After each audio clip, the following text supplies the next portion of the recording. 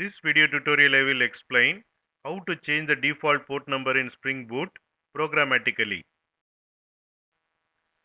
Here I have defined the class Hello World application, which is a Spring Boot application, and here I have created Spring application object, and then I am calling set default properties method of Spring application object and setting the port as 9090.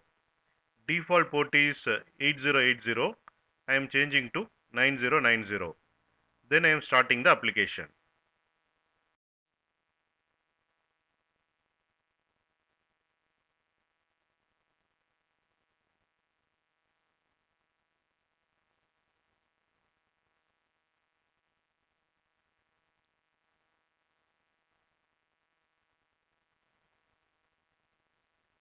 Here you can see Spring Boot application is started in 9090 port.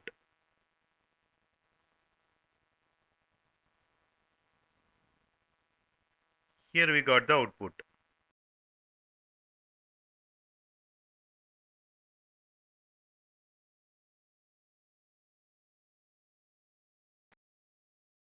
You can get Java source code link for each video in the description section of the video. Here you can see the description section. Click on show more, and here you can see the Java source code links. Click on these links to get the Java source code.